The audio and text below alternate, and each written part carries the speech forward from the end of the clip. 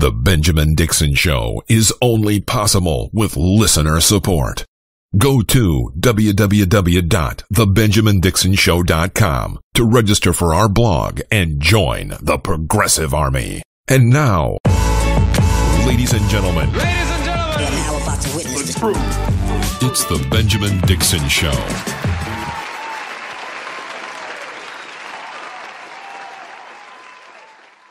Two stories that are important to me today that I want to talk about, that I'm insisting on talking about, are the John Kelly story that I already previewed and the uranium deal with Hillary Clinton. I'm going to start with the uranium deal because I've been waiting to talk about that just about all day long. I reached out to my friend Jordan Sheridan from the Young Turks, let him know that I'm going to be covering his video. If you have not seen his video, go see his video. The best I can do is describe it to you because technology is fighting against me. I'll do a more professionalized version tomorrow. But as for right now, I want to go over the particulars of the story and why the Hill version of the story is, in my opinion, crap. And the knee-jerk reaction of progressives to buy into anything that is anti-Hillary Clinton begins to betray us. So I already chatted with Jordan. I'm not coming for Jordan. He already knows I'm going to do this video. He disagrees with me, and that's totally fine. We're not going to agree on everything. And so I told him to feel free to, if he sees holes in my perspective, to, if he has the time, to go ahead and come back and rip it apart. Jimmy Dore also did a version of this story. Everybody's covering the story. And what's disappointing to me about it is that very few people are actually digging underneath the article in The Hill. First of all, thehill.com is not the most prestigious outlet in the world, which doesn't make a big hill of difference to me, right? But because if you're going to question the veracity of Washington Post, New York Times, the big people who everybody assumes is always right, even though they're not. If you have enough foresight and enough journalistic curiosity to question the validity of what you read in those outlets, why would you not question what you read in The Hill? The Hill is not more prestigious, or The Hill basically is a regurgitation website.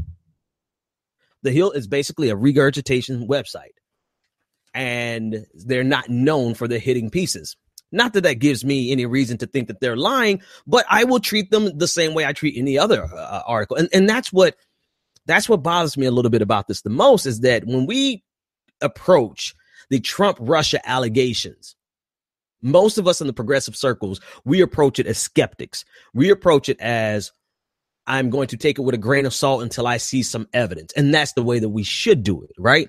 I think chief amongst them, to the point of frustrating some friends, that I was not going to buy into the Russian narrative until I saw something concrete. The most concrete thing that I've seen with my own eyes are the emails from Don Jr., who's a complete idiot, and the fact that he was disclosing that they wanted meetings to get information from Russian officials about Hillary Clinton.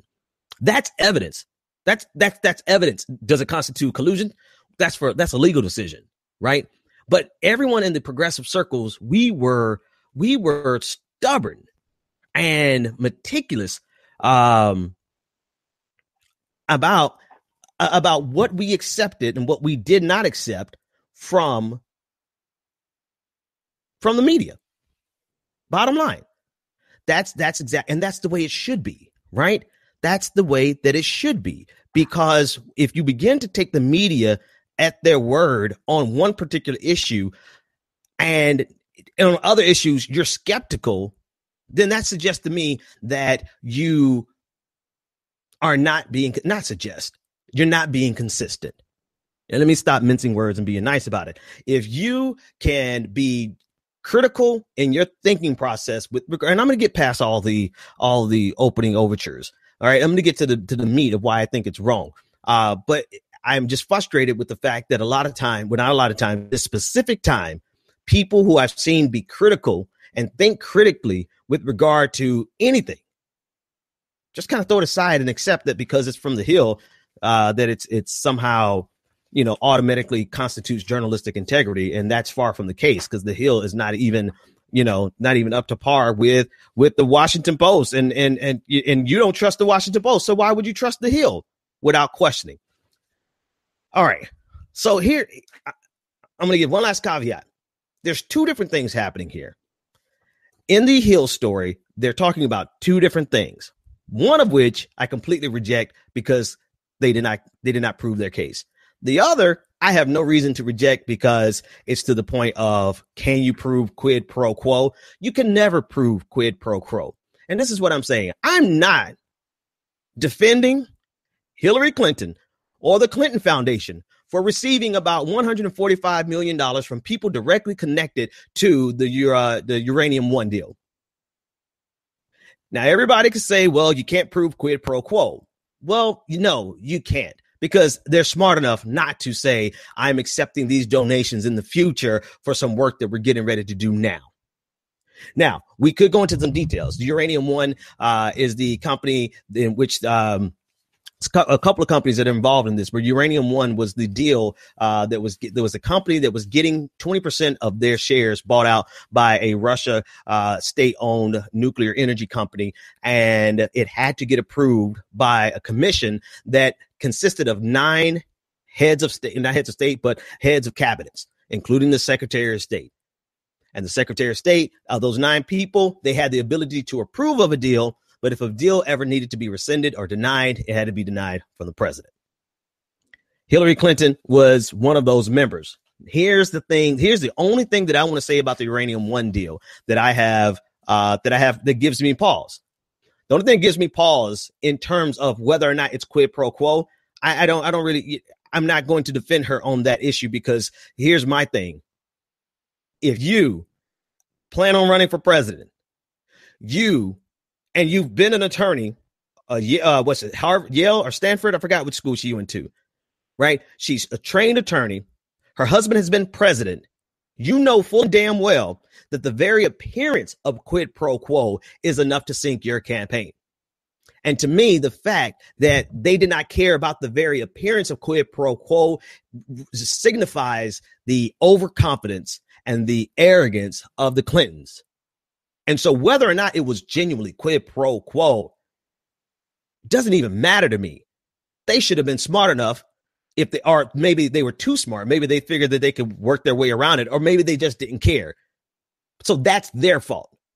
I have no interest whatsoever in defending them, because people say, oh, the deal wasn't approved by Hillary Clinton. Hillary Clinton was a Secretary of State, and it was an undersecretary who actually served on the commission to approve it. And this type of issue never really even reached to the level of Hillary Clinton. That's besides the point. If Hillary Clinton and Bill Clinton saw that what he was about to receive from the 2 donors, I have the names in here somewhere. There's a lot of names in here, from those 2 donors that totaled up to hundreds of like $145 million. If they weren't smart enough to see that was going to cause her a problem when she ran for president, then they were either ignorant or overly confident, and that's their fault.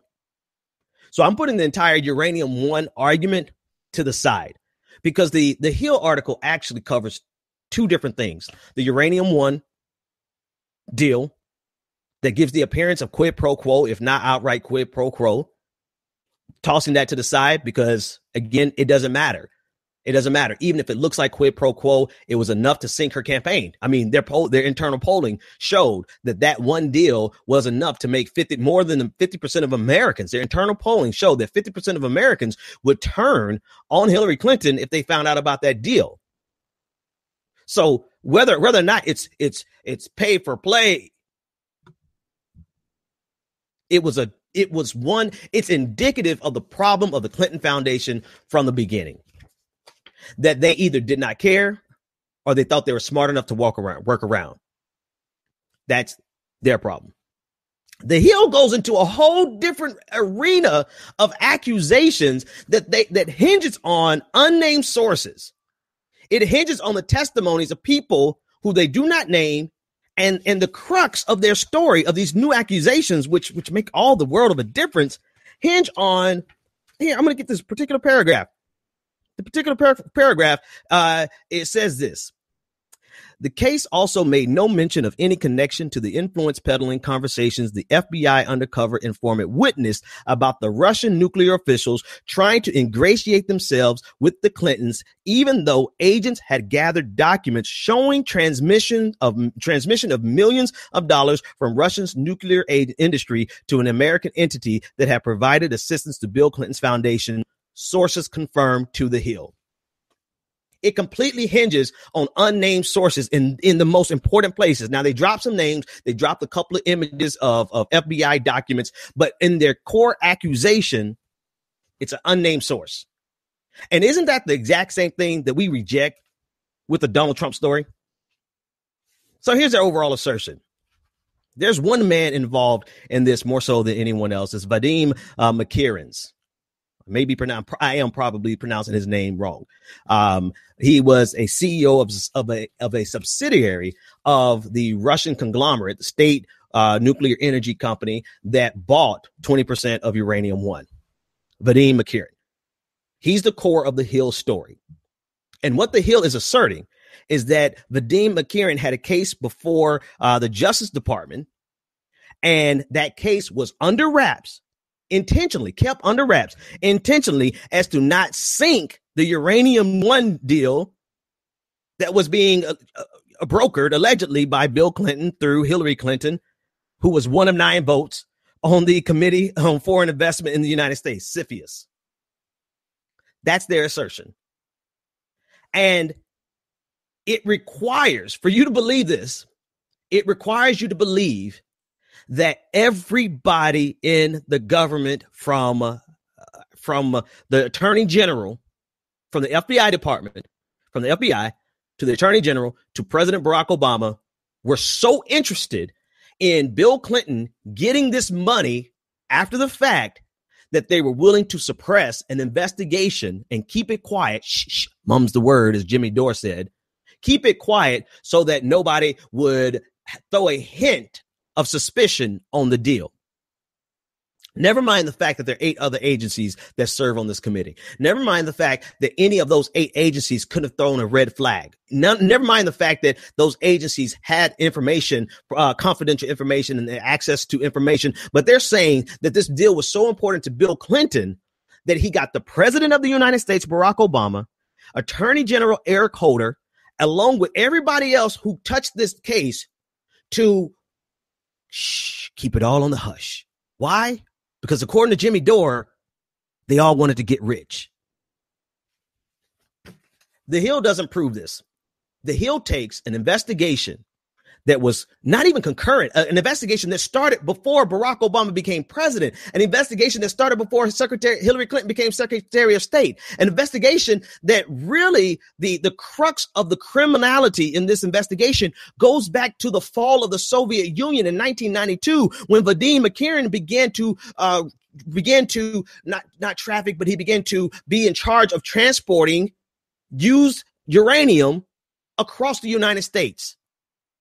And what he's been found guilty of and had been sentenced to 4 years in prison, he was found guilty of getting kickbacks in order to offer no bid contracts, getting contracts, standard corruption with the company. I have the name of the company in here somewhere, but it's an American company that he received $2 million worth of kickbacks.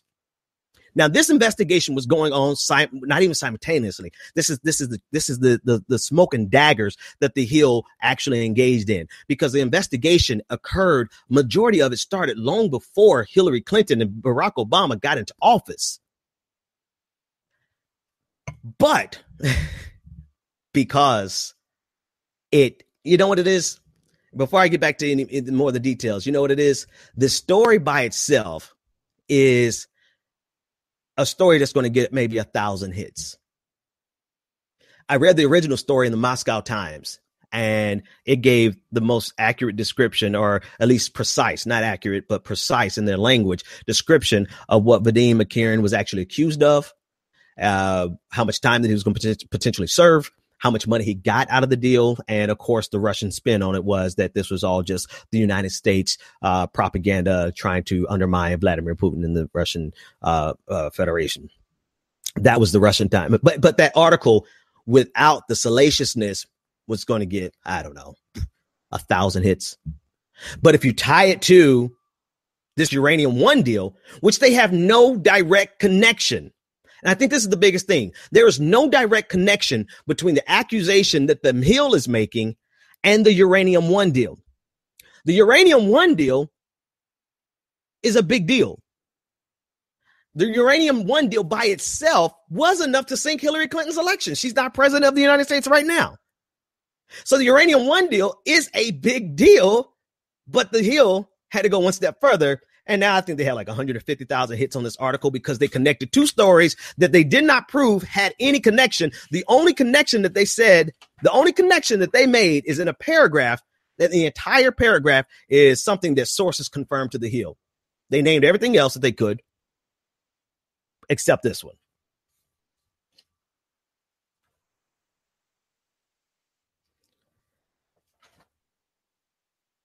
I mean, I actually feel like the crazy people who draw the lines and stuff, because I'm mapping this out today. With the full expectation of nothing, to be quite honest with you. When I cracked this open and I started reading it, I'm like, let's see what this is about. And then I started seeing videos come out from people like, oh, this proves collusion. This doesn't prove any goddamn collusion. This doesn't prove it. It proves this Hill article proves nothing new. It proves nothing new. The Uranium One deal, which most of us have known about at least since 2015, as early back as 2014, when people started getting wind of it, the Uranium One deal does not prove quid pro quo, but I don't care if it proves quid pro quo or not. It shows you that the Clintons were either too careless, too ignorant, or too arrogant to realize that this was a problem. So can we agree? Let's agree on one, that the Uranium One deal, even if it couldn't prove quid pro quo, I think we can all agree that that was a Clinton's problem of their own making. And it was enough to sink her campaign.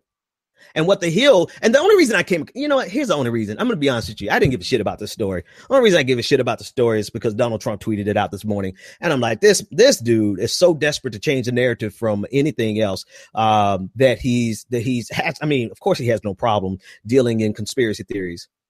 Of course not. And I don't consider this, let me take that word back. I don't consider this to be a conspiracy theory. I consider this to be yellow journalism. This is yellow journalism, and I'm disappointed that that investigative journalists, not just Jordan, a couple of other people, didn't catch it. I had no expectation of Jimmy Dore to catch it, because this is right up his fucking alley. He loves this. It's collusion. Mum's the word. So FBI uncovered Russian bribery before Obama administration approved controversial nuclear deal with Moscow.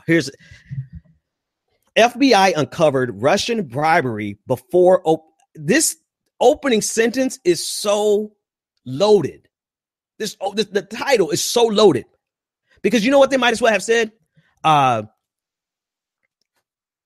USSR, the Soviet Union, collapsed before Obama administration approved controversial nuclear deal with Moscow, because the corruption goes back to 1992. And they're trying to assert that this guy's corruption, the guy who the FBI was investigating, the guy the FBI did charge, they're trying to say that this guy, they have to make the assertion, and they don't do it, but for this to be logical, they have to make the assertion that the corruption that Vadim Makirin was involved in was directly connected to the Clintons. Quid pro quo.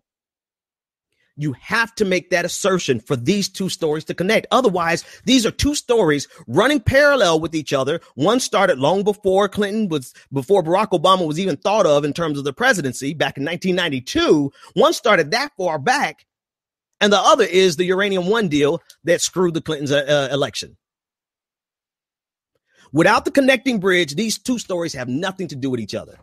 One is just a guy, and I mean, we can go item by item. I probably should just do this with somebody who really believes this.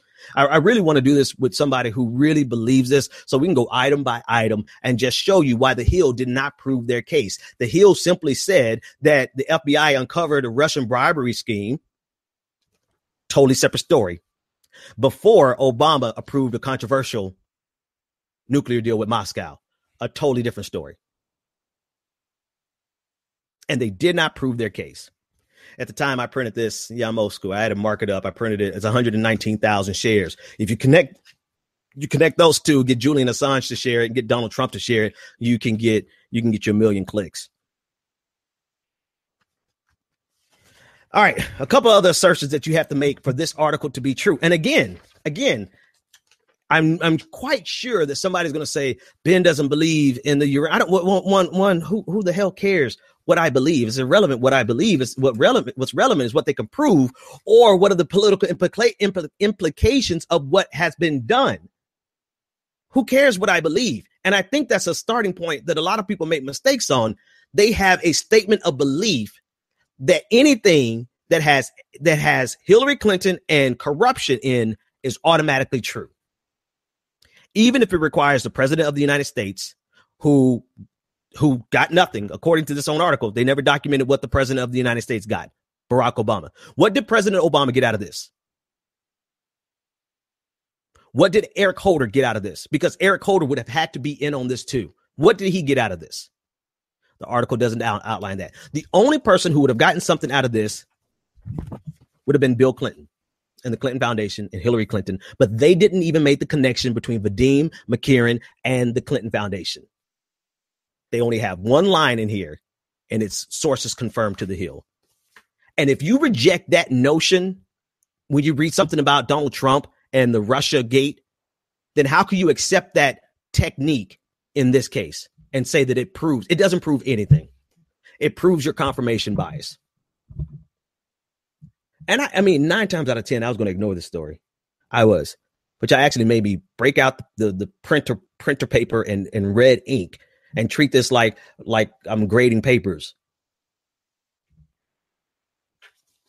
So what has been done over and over and over again, you can call in 857-600-0518. What has been done over and over and over again in this case has been people take this headline and they take this headline, which implicates Barack Obama, Eric Holder, the entire Department of Justice Department. It implicates everybody in a grand master scheme involving the suppression of a case that was worth about $2 million of kickbacks with the private United States corporation. At the time, it was based in the United States.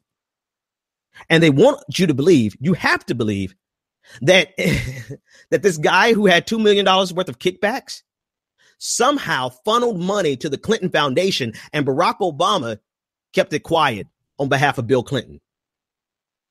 And that's what you have to believe for this headline to mean anything more than story A happened, story B happened.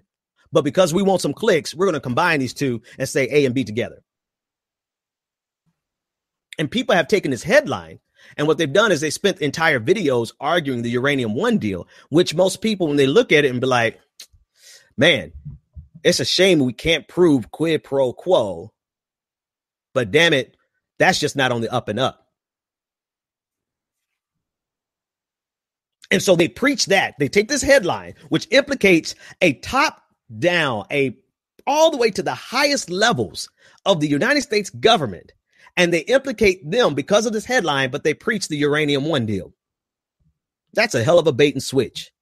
If you're not going to preach the accusation in the Hill article, if you're not going to dissect the accusations in the Hill article, then what the hell do you, why, how is this breaking news? You're not even talking about this. You're talking about the Uranium One deal, which, whether you believe it or not, whether the Hill bots believe it or not, or the neoliberals believe it or not, they better believe it was enough to sink the Clintons. I mean, so I often don't care about belief, statements of belief. I care about the implications. And the implications was it was enough to sink the Clintons' campaign. So it's irrelevant. Why are we preaching a story that's old? Oh, because we got a new salacious headline in an article that doesn't prove what they're asserting in the headline.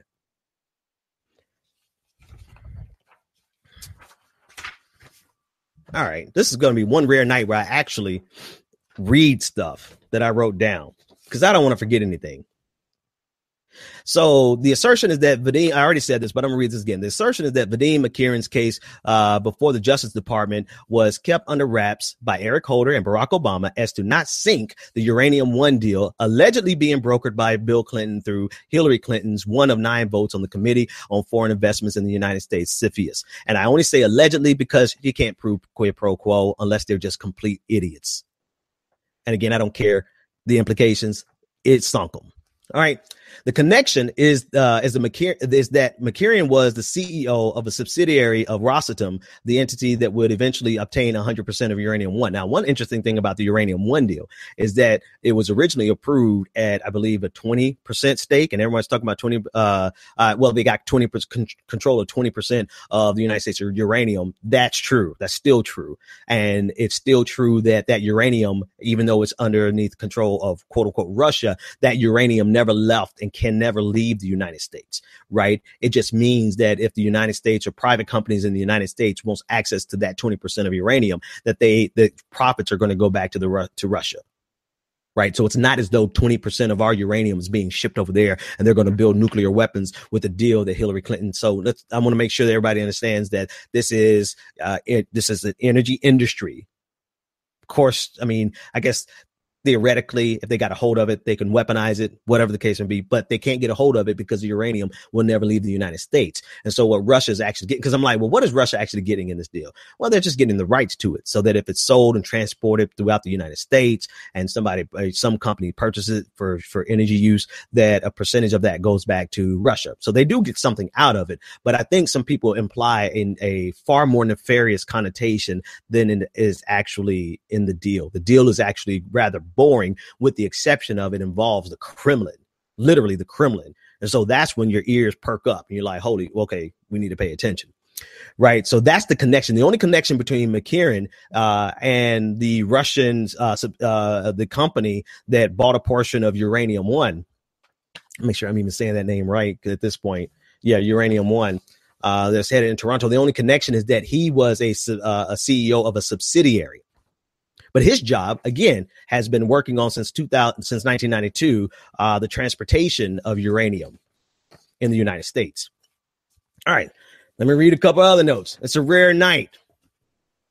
I know I don't ever read shit, but here you go. They're also asserting that the case took too long. This is this is very important. They're also asserting that the case took too long and was too big for of a collar. In other words, this case with Vadim McCarran, this case was really big and took too long for it to have such paltry results. The results of this 10-year investigation ended up being one guy going to jail for 4 years and having to pay back or forfeit $2.1 million. And so the Hill is saying that case is too long and it's too big of a deal for people not to be in the Justice Department. They literally are saying this, right? The Justice Department didn't make a big hubbubaloo out of it. Like they didn't make a big deal out of it. And because of that, they don't say it, but they leave it for you to imply or to infer rather that, mum's the word. Well, I mean, you make an accusation. Give us what they didn't do. If you really want to make that accusation, this is how you do it, the Hill. You look at the normal length of time of an investigation. You get the average length of time of several investigations that are similar to this. And you get the number of press releases that are involved with a collar like this. And you compare. And you can even do a statistical analysis if you have enough data points and say that this incident is an outlier. But they didn't do that, because they just would rather use yellow journalism and infer that, or imply rather, that you didn't promote this because everybody from Barack Obama down to Eric Holder, down to the agents who were investigating this, wanted to keep this on the hush so that Bill Clinton at some future date could get his hands on a donation to the Clinton Foundation. All right, so they also asserted that the case took too long and was too big of a collar for the Justice Department to not make a big deal or settle for a mere 4 years in prison and $2.1 million in forfeiture. They're indirectly and intentionally asserting that the Obama administration intentionally quelched this investigation as to not sink a deal that Jimmy Dore claims would make everyone rich. I mean, you'd have to make that leap. You have to make that claim that it's going to make everybody rich, even though it's not showing how anyone else got rich off of this except the Clinton Foundation. So Vadim McCarran was convicted of conspiracy to extort 1.7 million. Transport Logics International. That's the name of the American company that he was giving. It's a really simple case. Not in terms of what they had to do to investigate. I have no idea in terms of everything they had to do to investigate, but it's a simple case of guy has power, guy leverages power to get a kickback. His power was the ability to assign contracts and to give no bid contracts in exchange for $2.1 million in kickbacks. And he assigned them to Transport Logistics International, who has since changed their name or merged with another company. I'm not even sure if I have to go any further.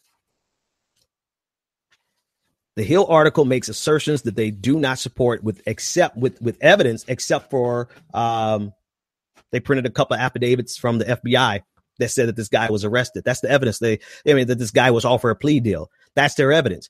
But the connections that you have to make the story even matter, relevant today, requires too many assumptions that they did not. This goddamn headline, man. This is a goddamn shame. John Solomon and Allison Spann. The only thing I didn't have time to do today was to investigate them, to look at their other work, to see their political motivations. Now, their motivations could not be political. They could just be aspirational. Maybe they just wanted to get a lot of clicks, which they did. All right, 857-600-0518. I mean, we can go further and further and further, but at this point, what do you think? Again, this has nothing to do with quid pro quo of the Uranium One deal, because even if we can't prove it, that's irrelevant to me. You know, it's a religious phrase that says you have to disdain the very appearance of evil, which is a piece of advice that I forgot who was in the Bible. I'm so rusty on the Bible, but somebody was just giving you a piece of advice saying, stay away from the very appearance of evil. As an aspiring person to be in the White House, you should stay away from the very appearance of quid pro quo, right? If somebody can misconstrue what you're doing to be quid pro quo, you shouldn't do it. And instead of using that wisdom, I think that they were too arrogant or too ignorant. And I think we're all going to agree on the side of arrogant, to realize that they thought that they could outthink the system. And the problem is, here's the thing. Here's the main thing that bothered me about Jordan's piece, is that he's like, the media is going to ignore it. Well, I mean, no, the media didn't. The New York Times published it, the stuff that actually has substance. They published it back in 2014. The Washington Post covered it back in 2016. I mean, Donald Trump was tweeting about it back in 2015. So the media didn't cover it, but what the media isn't covering, and they shouldn't cover, and I'm kind of mad I wasted my time on it, is this crap article from The Hill that does not prove a single assertion with evidence outside of sources that are unnamed. There's a line here that was cute. Like, they were unnamed because for fear of retribution from the Russian government. And not that it's untrue. I'm just like, really, Sway. And here's the problem, is that if we are going to be critical and analyze these things critically, and we're going to reject unnamed sources in case A, then you have to reject them in case B. That's just what it is. We have rejected story after story after story in the Russia collusion scandal. We've rejected it because they did not provide us any sources that we could verify. Everything has been an unnamed source. So if we're going to reject it in that case, why would we not reject it here? You know why? Because people want this story. This story is what people wanted. It confirmed their biases. It forwarded their narrative, and they just ran headlong with it. But yet there's not a single thing in this article that actually connects the FBI investigation into criminality that reached back as far as 1992.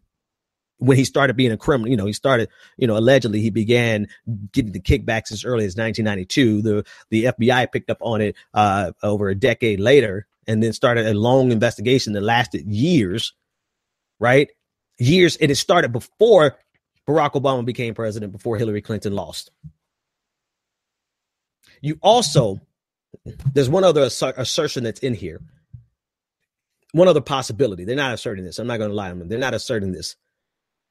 The fact that this investigation started before Hillary Clinton lost doesn't necessarily mean that they couldn't be connected, because there's the assumption that Hillary Clinton was going to win, right? And so the assumption that Hillary Clinton was going to win could give way to the story to actually be true, except they don't prove their case.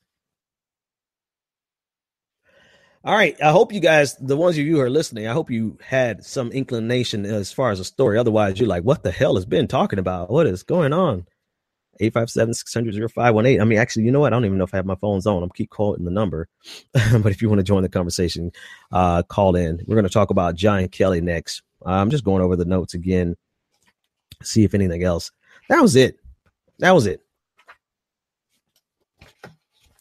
don't know if I could draw a comparison.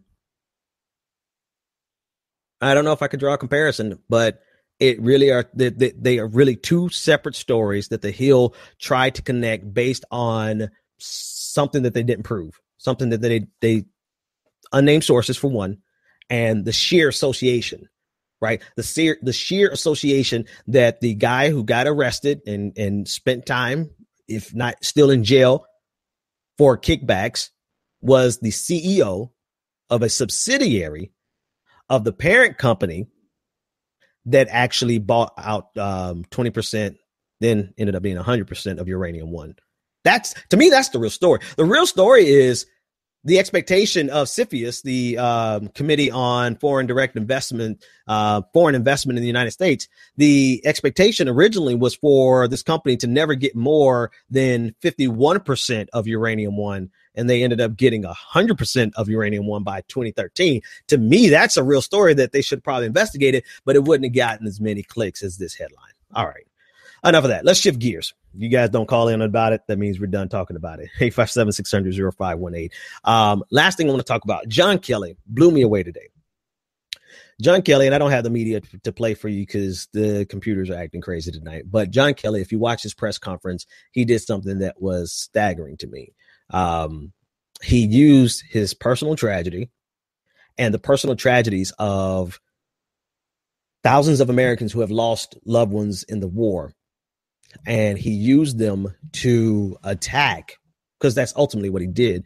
He did two things. He provided cover for Donald Trump, and then he attacked Florida Congresswoman Frederica Wilson, who called out Donald Trump for his callous phone call to the family of Sergeant LaDavid Johnson. Sergeant LaDavid Johnson was one of the 4 soldiers killed in Niger back in the beginning of this month. And on the way to the airport to greet the remains, or to meet the remains, President Trump called the widow of Sergeant LaDavid Johnson, and having him on the speakerphone, Frederica Wilson overheard him say, I guess he knew what he signed up for. Essentially, he knew what he was signed up for. He knew what he was getting himself into.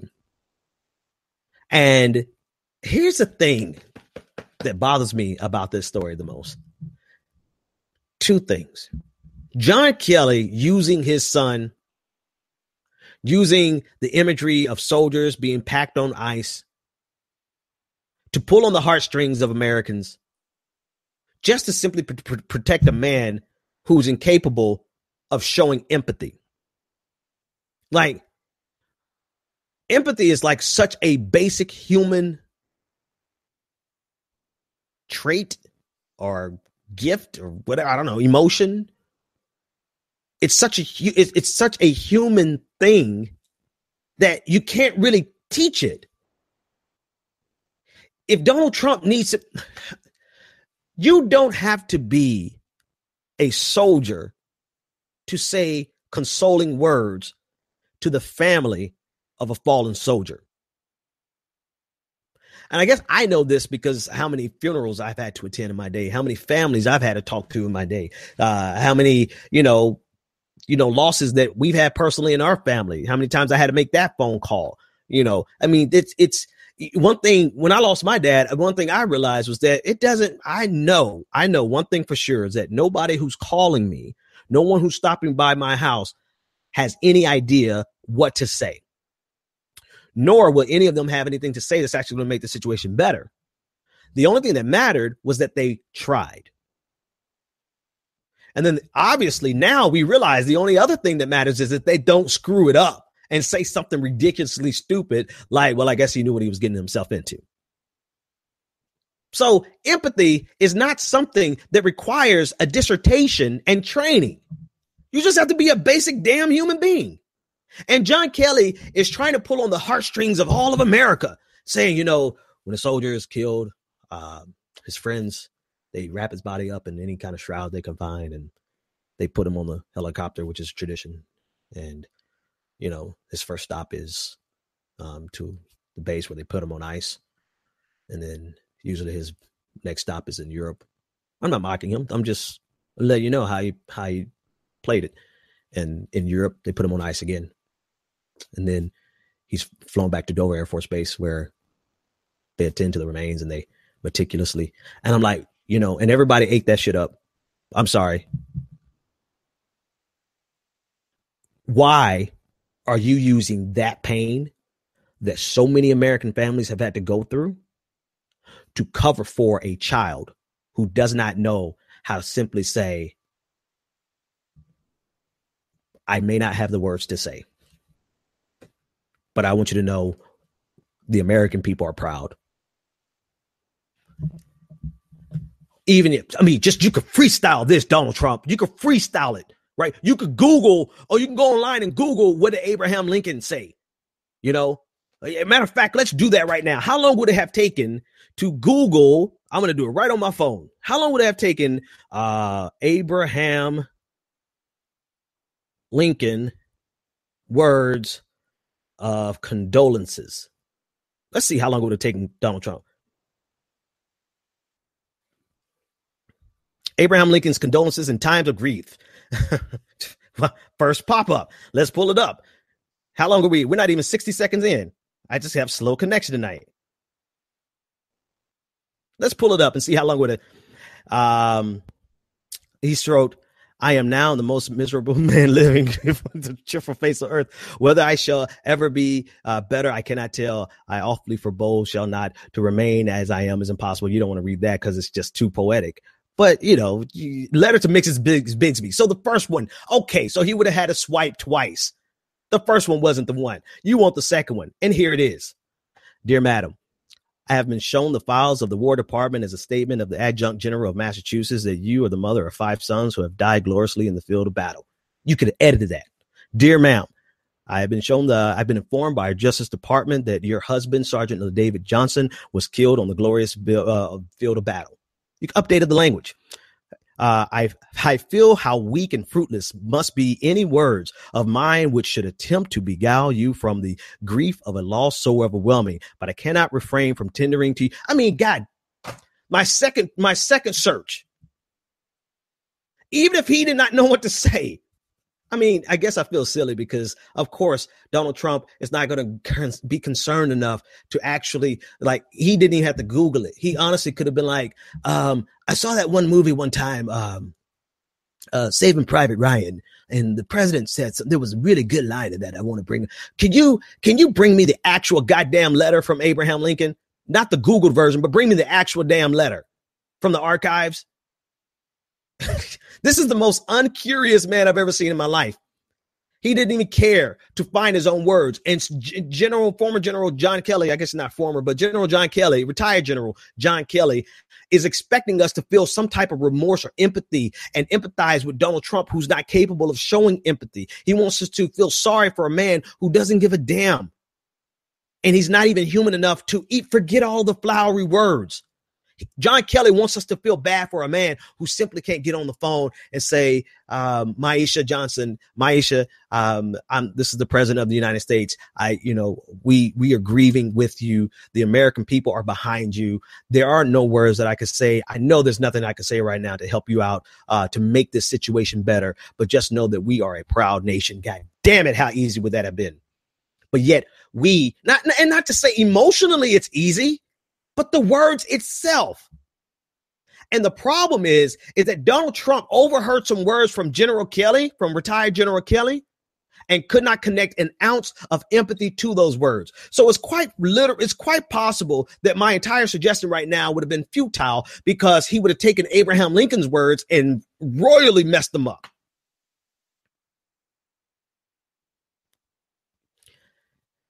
That's part one.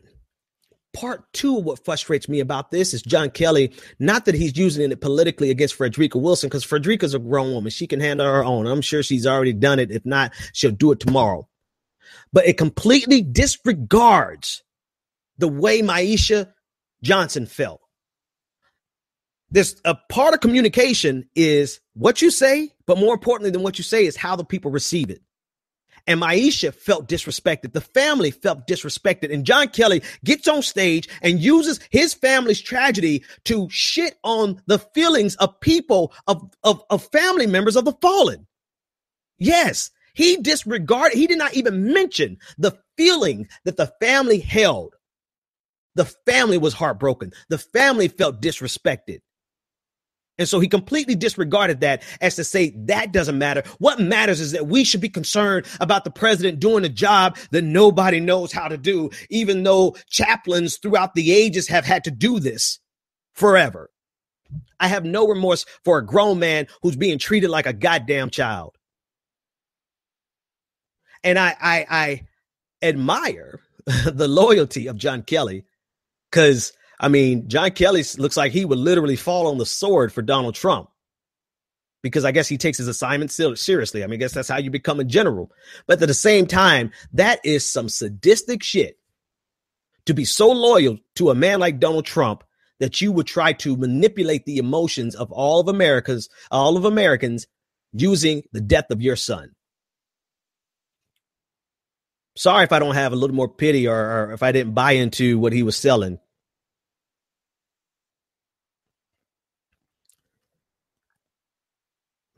I couldn't buy into what he was selling, because it required us to completely ignore how Maisha Johnson felt. And please pray tell me, what's more important? The fact that this was so hard for President Trump, or the fact that the widow of Sergeant LaDavid Johnson got off the phone and said he didn't even remember his name?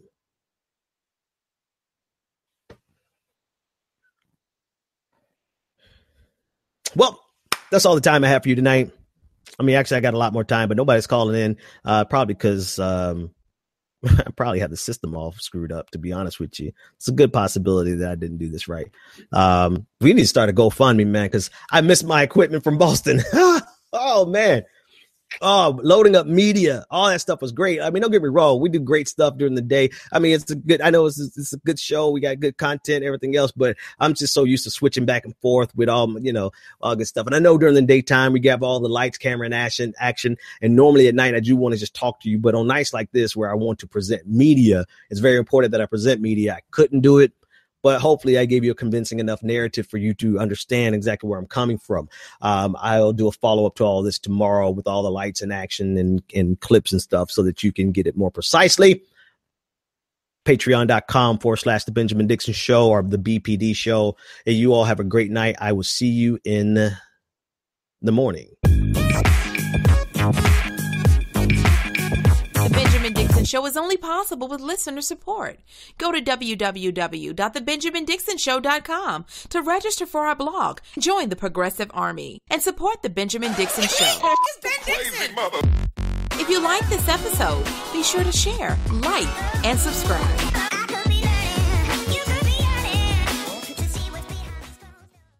Consider becoming a Patreon. Go to www.patreon.com/The BPD Show and support The Benjamin Dixon Show.